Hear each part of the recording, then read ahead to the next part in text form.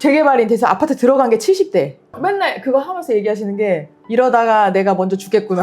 이 아파트를 맞아요. 내가 들어가지도 네. 못하고 그 얘기 맨날 하셨어요. 근데 그게 빨리 된 거라고 그러더라고요. 아, 빨리 된 거죠. 사람들은 다 된다라고만 생각하는데 되지 않아야 될 사람들도 있고요. 맞아요. 정말 이사가기 힘든 사람들도 있고 수많은 이해관계가 있는데 우리는 너무 한 가지만 보고 있죠, 사실. 저는 진짜 완전 불인이 중에 네. 상불인이니까 그냥 집 얻을 때 그냥 공인중개사 네. 가는 게 그냥 끝이거든요. 근데 이제 그 공인중개사 나오는 장면에서 좀 이제 화가 나는 장면은 보통 책임중개 막 이렇게 써있잖아요. 예. 밖에 불인왕자가 그래요. 책임져 주실 거냐고. 그랬더니 난 책임 안 진다. 네. 그 네 선택에 대한 결과는 네가 책임져야지. 그쵸. 나는 그냥 책임 있게 중개를 하겠다는 거지. 뭐 보증금을 떼어먹어도 뭐 내가 그거를 보상해주겠다고 네. 이런 게 아니다. 실제로 그런 일들이 많이 있는지. 근데 실제로 그 말이 맞아요. 공인중개사가 하는 말이. 어. 예, 부동산 계약에 대한 모든 책임은 본인한테 있는 거거든요.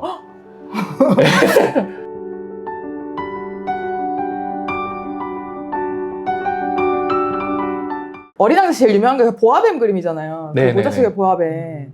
근데 어른들은 이게 뭐가 무섭냐 막 이러잖아요. 불인왕자에서는 그 재건축 그림 아파트 있죠. 한 4, 50년 된 네. 낡은 아파트를 보여줘요. 무섭지 않냐?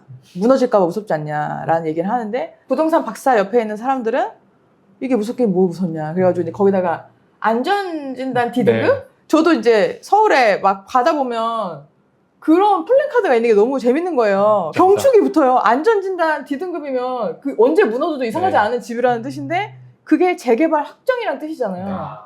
그래서 사람들이 막 그걸 보고 막 기뻐한단 말이에요. 약간 체험해서 오신 건지 좀 궁금했어요. 이걸 어떻게 이 소스를 가져오신 건지. 이게 사실 소설이잖아요. 네. 현실을 반영한 소설인데 맞아.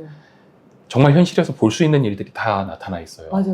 근데 그거를 봤을 때 우리는 아무 생각 없이 당연하구나라고 했던 것들이 불인왕자의 시선으로 봤을 땐 당연한 게 아니거든요. 그렇죠. 예, 그거를 한번 표현해보고 싶었습니다. 보아뱀이 코끼리를 삼키잖아요. 사람들은 그 형태만 보고 무섭지 않고 이게 뭐냐 라고 얘기하는데 사실 그 안에 들어있는 거는 모른다라는 거죠. 부동산도 비슷하거든요. 예, 형태만 봤을 때는 그래 이제 재건축돼서 되게 비싼 아파트 되겠지 그렇게 볼 수 있는데 막상 그 안에서 사는 사람들은 안전할까? 아 맞아요. 네. 그 생각 못했죠. 그거에 대해서는 되게 아무 생각을 안 하니까 불인왕자는 그 안에 있는 것까지 보고 있었던 거죠, 본질까지. 네, 불인왕자는 그거 보고 얘기하잖아요. 이거 뭐 언제 무너질지 모르고 막 녹슨물 나오고 나 이런 거 싫다라고 얘기하는데 또 재밌었던 게 건물주들이 이런 아파트는 들어가서 지금 몸테크를 하는 게 좋다. 네. 그러니까 거기서 그냥 사는 게 그래서 그게 너무 실감이 나는 거예요. 주변에도 약간 그렇게 한다는 사람이 네. 있거든요. 그러니까 그 재개발 약간 대들랑말랑 네. 하는데 미리 이제 딱 들어가가지고 그 재개발 되면 이제 큰 수익을 얻을 수 있다고 기대하니까 그런 게 약간 부동산 전문가가 아니면 좀 이렇게 날카롭게 보기 맞아요. 힘든 그런 게 아닌가. 그런 거를 많이들 추천을 하시죠. 뭐 실제로 재개발이나 추천을 하나요? 재건축하는데 들어가서 오래 기다리면 이제 새 집이 될 거니까. 맞아요. 그리고 얼마 안 남았다라고 얘기하는데 재건축과 재개발이라는 거는 모든 사람들의 협의가 있어야 되는 과정이고 그게 몇십 년이 걸릴지는 아무도 모르는 일이거든요. 근데 그게 내 인생이라고 봤을 때는 몇십 년을 여기서 살아야 된다? 되게 어려운 일이에요. 아무 상관없는 다른 사람들한테 할 때는 얘기를 할 때는 그 몇 년 안 되는 거 몸테크 해라고 하는데 거기서 녹슬고 막 이런 데서 본인한테는 또 그런 문제가 아닐 수도 있거든요.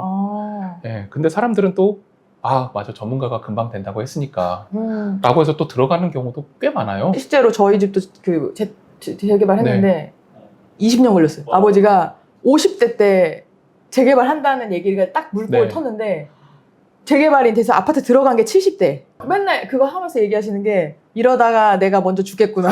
이 아파트를 내가 들어가지도 못하고 그 얘기 맨날 하셨어요. 근데 그게 빨리 된 거라고 그러더라고요. 빨리 된 거죠. 사람들은 다 된다라고만 생각하는데 되지 않아야 될 사람들도 있고요. 맞아요. 정말 이사가기 힘든 사람들도 있고 수많은 이해관계가 있는데 우리는 너무 한 가지만 보고 있죠, 사실. 저는 진짜 완전 불인이 중에 상불인이니까 그냥 집 얻을 때 그냥 공인중개사 가는 게 그냥 끝이거든요. 근데 이제 그 공인중개사 나오는 장면에서 좀 이제 화가 나는 장면은 보통 책임중개 막 이렇게 써있잖아요. 밖에 불인왕자가 그래요. 책임져 주실 거냐고. 그랬더니 난 책임 안 진다. 그 네 선택에 대한 결과는 네가 책임져야지. 그쵸. 나는 그냥 책임 있게 중개를 하겠다는 거지. 뭐 보증금을 떼어먹어도 뭐 내가 그거를 보상해주겠다고 이런 게 아니다. 실제로 그런 일들이 많이 있는지. 근데 실제로 그 말이 맞아요. 공인중개사가 하는 말이. 어. 예, 부동산 계약에 대한 모든 책임은 본인한테 있는 거거든요. 예, 본인한테 책임이 다 있어요. 근데 사람들은 또 공인중개사한테 많은 부분을 의지한다라는 거죠. 그렇죠. 근데 또 그럴 수밖에 없는 게 자신은 지식에 대해서 너무 그 부동산 지식을 너무 모르고 모르니까. 그러다 보니까 또 그런 현상이 일어나게 돼 있습니다. 특히 또 거기서 좀 얘기하고 싶었던 거는 사실 무책임한 중개를 하시는 분들도 많거든요. 아, 그래요? 예. 그리고 청년층을 교육을 하다 보면은 오히려 지식을 가지지 않은 자들을 도와줘야 되는데 그거를 이용하려는 사람들도 있고. 뭐 그런 거 있었잖아요. 전세 사기. 네, 전세 사기. 그것도 그런 게 사실 있으니까요. 책임 중개를 안 하시니까. 나쁜 공인중개사가 아예 가담을 했죠. 아, 그쵸. 네. 그러니까 그런 일들도 일어나는 거고요. 맞아. 근데 그러다 보니까 사실 예전에는 그래도 공인중개사를 믿고 거래를 하면 큰 문제는 없었는데 이제 뭐 이런 사기라는 게 생겨나기 시작하다 보니까 그분들도 믿지 못하게 되는 거죠. 어떻게 보면 공인인데.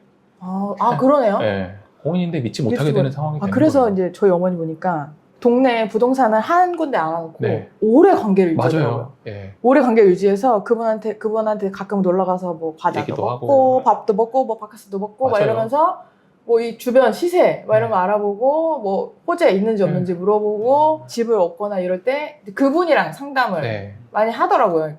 네. 그렇죠. 근데 좀 젊은 친구들이나 이제 상경한 친구들이나 이런 친구들은 서울에 그냥 딱 한 군데 가서 몰라서 덜컥하죠. 가서 덜컥 네. 계약하잖아요. 과거에는 이제 어머니 같은 그런 분들이 계셨기 때문에 사기의 확률이 적었다라고 생각해요. 왜냐면 다 동네 사람이고 아는 사람이고 맞아요. 남의 집 숟가락이 몇 개인지 다 아는데 그럴 수 없었거든요. 맞아요. 근데 사회 환경이 완전 바뀐 거죠. 그쵸. 예, 옛날엔 그래도 몇십 년 살았는데 요즘엔 뭐 2, 3년이면 계속 이사를 다니니까 맞아. 그런 관계를 만들기가 너무 힘들고 그러다 보니까 자연스럽게 그런 나쁜 일들도 생겨나는 거고 그래서 우리가 사실 판단해야 될 땐 여러 군데를 가보는 게 사실 답이에요. 아, 중개사를? 네, 여러 군데를 가봐야 되는 거고 전세 사기범하고 같이 연합된 사기꾼이 있다라고 하면은 이상한 게 느껴지거든요, 분명. 아, 그래요? 네, 여러 개를 보다 보면 느껴져요. 우리가 수학 문제를 여러 개 풀어봐야 이 문제가 어려운지 안 어려운지 아는데 하나만 풀어보면 이게 어려운 건가 쉬운 건가 모르잖아요. 그쵸. 네, 그렇게 좀 여러 개를 알아봐야 되는 겁니다. 인스타나 유튜브 가보면 뭐 매물이 엄청 많아요. 막 이거만 뭐 나만 따라오면 임장 따라오면 뭐 호재, 뭐 불인왕자도 그런 유튜버를 만나는데 유튜버가 좋은 집에 대한 정보를 알려주는 게 아니라 나 빨리 팔로우해라. 네. 날 구독해다오. 막 이렇게 얘기해요. 난리 났다. 난리 났다. 그거 되게 많이 나오잖아요. 그 유튜버를 바라보는 그 시선들이 어떤지 그들이 말하는 정보들이 정말 정확한 정보가 얼마나 있는지 좀 궁금하긴 하거든요. 사실 저도 유튜브를 하는 입장에서 그쵸? 저도 맞아, 불인왕자라는 이분도 유튜브를 하고 유튜버예요. 있는데 사실 제 유튜브는 참 재미가 없어요. 그래도 나는 정보와 지식을 알려주고 싶다라는 의미에서 시작을 했는데 그렇구나. 사실 그걸 대중들은 원하지 않죠. 맞아요. 네, 그냥 직접적으로 난리 났다가 알고 딱 싶어요. 답을 원하는 거고 그렇죠. 찍어줬으면 좋겠어요. 네, 사실 우리는 수능에 익숙한 세대잖아요. 그쵸. 네, 정답은 무조건 딱 하나. 네, 누가 뭐래도 그거야 되는데 사실 부동산이라는 건 정답이 없어요. 이렇게 얘기하면은 이제 구독자가 떨어지는 소리가 들린다. 네, 너의 문제, 나의 문제는 수능처럼 똑같지 않아요. 문제가 다른데 답이 어떻게 똑같아요. 답도 다른데. 그럼 어떡하죠? 거기 가는 이 길을 알려주시는 건가요? 네, 거기 가는 이제 길을 많이 알려드리려고 하는데 그거는 쇼트로 설명할 수 있는 게 아니에요. 1분 만에 설명할 수 있는 게 아니라서 좀 장기적으로? 네, 좀 장기적으로 계속 이제 올리고 있고 그러는데 저도 구독자 욕심이 많이 나죠. 그렇죠? 나도 좀 많았으면 좋겠다. 맞아요. 나도 열심히 찍는데 이거 뭐 편집비도 안 나온다. 안 나오겠죠. 안 나오죠. 당연히 안 편집비가 나오죠. 훨씬 많이 들겠죠. 그런 욕심이 나더라고요, 가끔. 나도 그냥 그렇게 해볼까? 한번 어그로 한번 끌어볼까? 아니, 어차피 네가 좋은 정보를 가지고 있는 건 알고 있는데 어그로 안 끄니까 어차피 아무도 안 보지 않냐. 끌어서 보게 해라. 근데 안 하실 거예요? 어떻게 해야 돼요? 우리 남자는 알려줘요. 우리 남자는 어른들은 참 이상해 하면서 이제 떠나죠. 유튜브에 뭐 아주 막 쓸모없는 정보만 있는 건 아니니까 이제 그거를 좀 선별할 수 있는 지혜가 좀 필요한 것 같고 그리고 이제 이 책을 다 읽고 나면 느끼는 게 일량이가 이제 제일 현명한 이야기를 해주는데 결국 시간을 들여서 네가 너의 상황에 맞는 그 집을 찾아갈 수 있도록 부동산을 너한테 길들여야 된다. 근데 저도 약간 좀 그거를 보고 제가 이제 40대인데 뭐 자산도 없고 하지만 언젠가 집을 사야 되고 그럴 때 약간 조바심은 나고 막 대출을 막 받아야 되나? 막 여러 가지 있단 말이에요. 근데 그 얘기를 듣고 좀 안심하긴 했거든요. 내가 서울에 작은 데서 막 복잡거리고 사느니 뭐 경기도 어디에 사는 게 나을 수도 있고 막 그거를 그러니까 나에게 맞는 부동산을 좀 찾아서 가야겠다고 생각을 하니까 좀 마음의 여유? 맞아요. 그게 좀 생기긴 했어요. 네. 이 책을 읽으면 그런 게 좀 생기는 것 같긴 해요. 모든 사람들이 다 조급함을 얘기할 때 네. 어떻게 보면 좀 여유로움을 얘기하는 책이지 않을까. 저는 그 생각도 들었는데 이게 현실을 되게 많이 반영을 하고 있다고 느낀 게 보린 왕자가 그 어린 왕자에서는 장미죠. 근데 여기서 네. 여자친구가 있어요. 소행성에. 근데 여자친구랑 결혼을 하고 싶은 거예요. 근데 그 부동산 이슈로 가장 사람들이 흔들리는 게 이제 결혼. 왜냐면 집을 사야 되냐, 전세로 해야 되냐, 뭐 월세로 해야 되냐, 막 이렇게 하면서 다른 사람들 눈높이에 맞춰서 본단 맞아요. 말이에요. 그러면서 이제 그 불인 왕자가 뭐 9평 맞나요? 9평이 그 32평인가요? 네, 전용 84. 그러니까 32. 임대 면적 33평. 그게 이제 국민 평형. 평형이라는 거잖아요. 근데 그게 너무 사실은 다 열받는다는 거예요. 왜냐면 24평에 사는 사람도 있고, 맞아요. 뭐 18평에 사는 사람도 있는데 나는 그러면 평균이 아닌가? 약간 이런 생각이 그쵸. 드니까. 근데 사실 두 명이 살기에는 저는 좀 32평? 약간 넓다고 생각하거든요. 뭐 애가 뭐 한 두 명 있을 거나 이런 거 아니면은 기준이 워낙 높아져 있으니까 그 불인 왕자도 내가 결혼하려면 적어도 서울 대단지에 그 정도 있어야 되는 거 아니냐라고 생각하는 그 세태를 또 비꼬고 있다. 그렇죠. 주변에 그런 분들을 많이 보는지 좀 궁금하고. 그렇죠. 많이들 오세요. 결혼하시기 전에도. 컨설팅 받으러 오시나요? 네, 상담하러도 많이 오시는데 좀 본인들이 어디 살아야겠다라는 것도 있죠. 어디가 좋다, 어디 하고 싶다라는 건 있는데 명확한 기준은 잘 없으신 경우가 되게 많아요. 그래서 이제 저희는 그런 좀 기준을 말씀드리죠. 어디를 먼저 한번 보세요.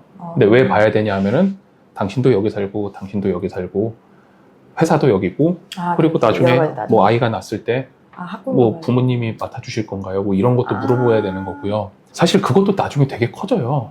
아이를 누가 볼 것이냐에 대한 문제도 예산에 맞춰서도 봐드려야 되고 그렇게 하나하나 보다 보면은 바로 답을 내릴 수가 없어요. 왜냐하면 저라고 뭐 서울 시내에 있는 뭐 한 동짜리 아파트까지 다 알겠습니까? 계속 얘기해가는 과정이 필요한 거죠. 그러다 보면은 결혼하기 전에 통장 까봐 이러면은 또 까봐야 되는 거 아니에요? 아닌가? 애 때문에 또 강남으로 이사 가거나 뭐 목동으로 이사 가거나 뭐 막 학군지로 막 이사 가는 중간에 이사 가는 사람들도 많고 막 이러니까 그런 것들도 많이 따져야 될 것 같다는 생각이 들고. 그때도 고민을 해야 돼요. 진짜 학군이 얘한테 필요 있을까부터 고민을 해야 돼요. 아이마다 상황은 다르거든요. 그쵸. 네. 애가 또 공부에 관심이 없을 수도 있고. 그렇죠. 오히려 뭐 다른 예체능에 더 뛰어난 아이일 수도 있고. 그렇죠. 그때 상황에마다 다 다른 거예요. 그래서 집은 사실 고정되어 있지도 않아요. 저는 그것도 인상적이었어요. 그러니까 부동산을 사랑하는 사람만 쓸 수 있는 책이다. 그러니까 이게 내가 여기 살다가 언제 또 나갈 수도 있잖아요. 맞아요. 그러면 이게 나가면 누군가 여기 들어오고 싶을까? 그 정도로 관리를 내가 좀 잘 해야 되지 않을까? 뭐 이런 것들도 좀 고민을 한다는 거랑 그리고 또 이제 사랑하는 사람이랑 논의를 하고 있냐. 그게 제일 중요합니다. 근데 이제 보통 돈 있는 사람이 결정하잖아요. 그러니까 집을 만약에 남자가 한다. 그러면 뭐 내가 뭐 이렇게 했으니까 여기다 그냥 우리 부모님 집 옆으로 가. 뭐 이렇게 하잖아요. 근데 실제로 이게 결혼하셨으니까 대화를 많이 하셨는지. 저는 개인적으로 여자 말을 듣는 게 맞다라고 생각을 해요. 대부분의 집은 나중에 이제 결혼하고 살다 보면은 아내 중심의 주거지를 선택하게 돼 있거든요. 왜냐하면 아이를 키워야 되는 입장도 있고 남자보다 여자가 조금 더 집에서 생활할 수 있는 시간이 더 길 수 있거든요. 그쵸. 아무리 직장을 다닌다 그래도 아기도 봐야 되고 뭐 물론 남자도 보지만 근데 그런 거를 봤을 때 결국 집은 여자들이 많이 고르거든요. 남자가 집을 보는 시선과 여자가 집을 보는 시선은 약간 달라요. 그래요? 남자들은 어떤데요? 남자들은 뭔가 돈에 대한 걸 더 많이 보고 이성적으로 판단하는데 여성분들은 그래 내가 여긴 좋다. 약간 감성적으로. 그러니까 뭐 주변 뭐 환경도 좀 분위기나 이런 그런 거를 더 많이 보실 수 있는 거죠. 남자분은 그런 거 잘 안 보나요? 남자들은 어떻게 보면 오를지 알지? 직관적. 실제로 그렇구나. 근데 여자분들은 이렇게 환경을 좀 더 많이 보시잖아요. 맞아요. 주변의 환경에 좀 뭐 숲도 많고 뭐 이런 것들이 좀 좋고 조용한지 안 조용한지 이런 거 많이 보니까. 결국 나중에 내가 어떤 집을 사더라도 이 집을 팔 때 이 집을 또 선택할 사람은 여자라는 거죠. 여자 눈에 좋은 집이 계속 좋은 집이지. 그럼 대화를 많이 하는 게